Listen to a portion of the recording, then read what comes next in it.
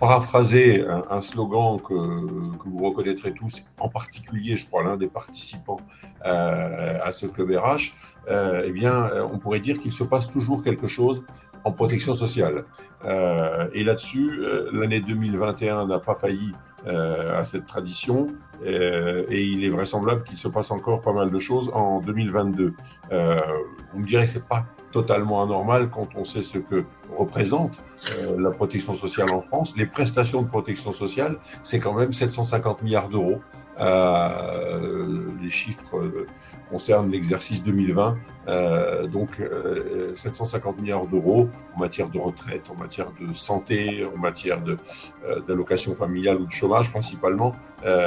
Voilà des budgets qu'il est intéressant de regarder de près, à la fois au niveau des couvertures obligatoires, mais également des régimes complémentaires. Alors, la circulaire interministérielle du 17 juin 2021 fait obligation à tous les régimes de protection sociale complémentaire de prévoir le maintien du bénéfice des garanties de protection sociale complémentaire en cas de suspension du contrat de travail indemnisé, et indemnisé plus spécifiquement pour cause d'activité partielle de longue durée. Et il a même été rajouté les congés de reclassement ou similaires que peuvent mettre en place les entreprises. Alors, il y avait déjà une obligation de maintenir le régime en cas de suspension du contrat de travail, mais plutôt en cas d'arrêt de travail, on va dire, lié à un événement de type maladie ou accident. Donc désormais, l'activité partielle fait partie des cas de figure dans lesquels le régime de protection sociale doit être maintenu. Ça concerne obligatoirement tous les régimes de prévoyance et de frais de santé, et à l'initiative des entreprises, ça peut également concerner les régimes de retraite supplémentaires. Alors, ce qu'il faut avoir à l'esprit, c'est les aménagements contractuels qu'il faut prévoir. L'administration, dans sa grande mansuétude, a laissé un délai aux entreprises ou aux branches pour mettre à jour les actes fondateurs de ces régimes. Et si votre régime est né d'un accord collectif, eh bien, vous avez jusqu'au 31 décembre 2024 pour mettre à jour l'accord collectif. S'il est né d'une décision unilatérale de l'employeur, vous avez jusqu'au 30 juin de cette année 2022 pour mettre à jour cet acte fondateur et éviter un éventuel redressement URSSAF au cas où il y a la visite de nos amis du recouvrement. Je précise que les contrats d'assurance, eux, par contre, ont dû être mis à jour par vos assureurs, et vous avez dû recevoir cette mise à jour avant le 31 décembre 2021, puisque c'est ce que prévoyait la circulaire. Deuxième sujet, la question des catégories objectives.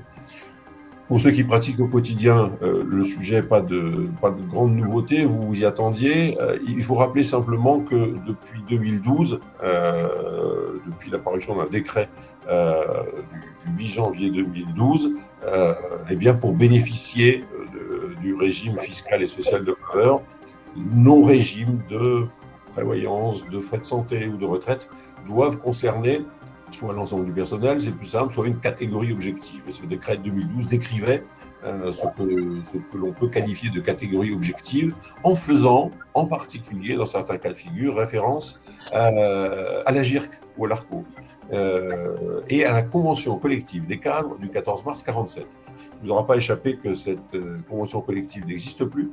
Elle a été remplacée par un ANI signé fin 2017, et donc tous les textes qui font référence à cette CCN du 14 mars 47, et en particulier, c'est un peu technique, excusez-moi, mais aux classifications de la CCN, les fameux articles 4 des cadres ou 4 bis, voire article 36, eh bien, tous ces textes ayant disparu, les accords collectifs qui s'appuyaient dessus doivent être mis à jour. Et à l'occasion de la mise à jour des accords, ce que l'on suggère, c'est de mettre à jour aussi les textes par rapport aux tranches A, tranches B ou tranches C qui sont en voie d'extinction, puisque désormais on parle de tranche 1 ou de tranche 2. Voilà.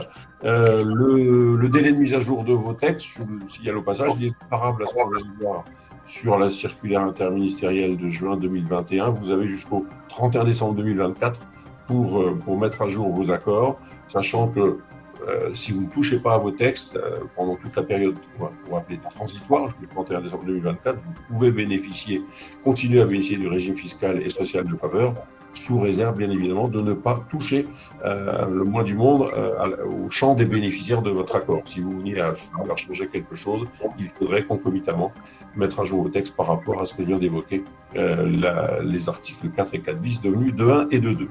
On a été sur une loi de financement de la sécurité sociale de crise sanitaire qui nous promet encore de copieux déficits du régime général d'assurance maladie, en particulier, on parle selon les années 2020, 21 ou 22 de déficit à hauteur de 45 ou 30 milliards d'euros selon les années, ce que l'on n'avait pas vu depuis longtemps, et malheureusement les projections sur les 3 années à venir ne sont guère meilleures. Juste peut-être vous signaler 2 dispositions qui sont nées autour du 1er janvier 2022 et de ces lois de financement de la sécurité sociale. Les organismes complémentaires, dans leur quasi-totalité, avaient annoncé il y a quelques mois le fait qu'ils allaient prendre en charge eux-mêmes des consultations de psychologues qui n'étaient pas prévues dans les barèmes de la sécurité sociale. Donc cette disposition a été prise, mais le gouvernement a décidé de prendre le relais. Et donc depuis le 1er janvier 2022, il y a un acte consultation de psychologues dans le barème sécurité sociale, et donc les régimes complémentaires peuvent être amenés à intervenir. Il y a un décret à paraître qui fixera précisément les valeurs. Ce que l'on sait, qui devrait être confirmé par les textes, c'est que le tarif de la consultation, la première consultation devrait être fixé à 40 €, les consultations suivantes à 30 €, ce qui a fait un peu réagir les professionnels, parce qu'on est en dessous des barèmes qu'ils appliquent depuis un certain nombre d'années. Donc ça, c'est la première disposition. Deuxième disposition, c'est un rappel, elle a été retardée, celle-là. Elle devait se mettre en place antérieurement, elle est issue de la loi de financement de la sécurité sociale pour 2021. C'est le forfait urgence à l'hôpital pour régler des problèmes, on va dire, plus à caractère de recouvrement des sommes. Il est désormais prévu que chaque patient qui passera par les urgences sans que sa visite soit suivie par une hospitalisation, devra payer ce forfait qui est fixé à 19,61 €, pris en charge en partie par la sécurité sociale, voire pour les complémentaires. On n'arrive pas encore à avoir de certitude sur la façon dont elles le prendront en charge. D'ailleurs, on est en train, nous, de notre côté, de les questionner tous, ces complémentaires, pour savoir quelle est leur ambition sur le sujet. Donc voilà, une loi de financement de la sécurité sociale qui est vraiment très concentrée sur la crise et encore sur les conséquences du Ségur de la santé, parce que bien évidemment, ça a des impacts financiers, mais très peu actifs du côté des régimes complémentaires. Par contre, on a beaucoup parlé, ou les complémentaires ont beaucoup parlé, ça ne nous aura pas échappé en fin d'année dernière, c'est autour de ce que l'on a évoqué comme étant la grande sécu. En fait, la grande sécu, c'est quoi? C'est l'un des scénarios qui a été étudié par le Haut Conseil pour l'avenir de l'assurance maladie. Début 2021, le Haut Conseil s'était vu commander une étude sur le sujet, sur l'articulation entre régime obligatoire et régime complémentaire. Il y avait 4 scénarios qui avaient été identifiés, qui chacun devait donc faire l'objet d'une étude détaillée. Un premier scénario où on restait dans l'architecture actuelle entre base et complémentaire, avec des ajustements sur certains niveaux de prise en charge ou sur certains barèmes, mais disons il n'y avait pas de grande révolution. Le deuxième scénario, c'est celui-là qui a donné lieu à ce nom, la grande sécu. C'est une extension du champ d'intervention de la sécurité sociale qu'il avait été demandé d'étudier. Et concrètement, ça voulait peut-être même dire une disparition quasi totale des complémentaires. Le troisième scénario visait, lui, à la mise en œuvre d'une assurance complémentaire obligatoire, universelle et mutualisée.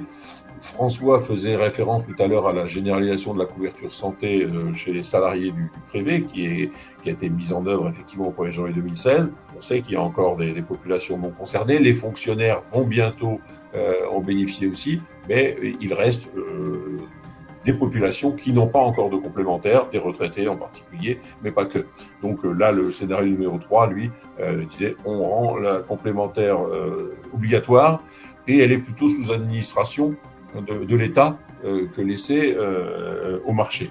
Et puis le quatrième scénario, c'est un scénario de décroisement entre l'assurance maladie obligatoire et l'assurance maladie complémentaire. On sait que sur certains postes de dépenses, comme l'optique, mais pas que, le régime de base n'intervient quasiment pas. Donc plutôt que de dire on laisse des interventions modestes du régime de base et la complémentaire prendre en charge tout, eh bien attribuons certains pans de dépenses aux complémentaires et concentrons l'assurance maladie obligatoire sur peut-être les postes les plus lourds.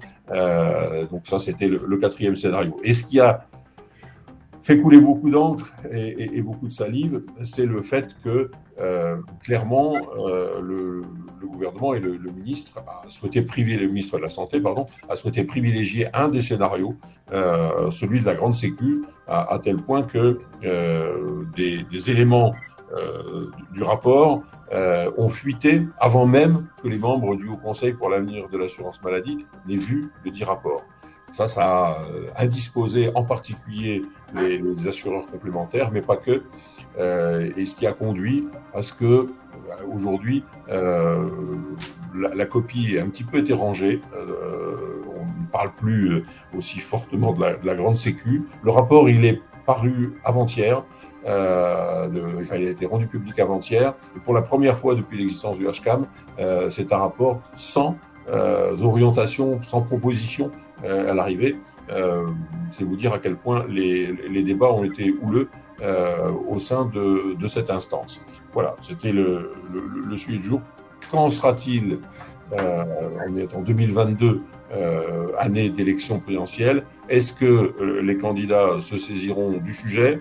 Est-ce qu'ils investiront sur peut-être ce qui est encore plus important que l'articulation entre le régime de base et le régime complémentaire, c'est la solution à apporter à des sujets qui sont graves, comme les déserts médicaux et d'autres choses encore. Ça, l'avenir nous le dira et on en parlera sans doute à notre prochaine rencontre.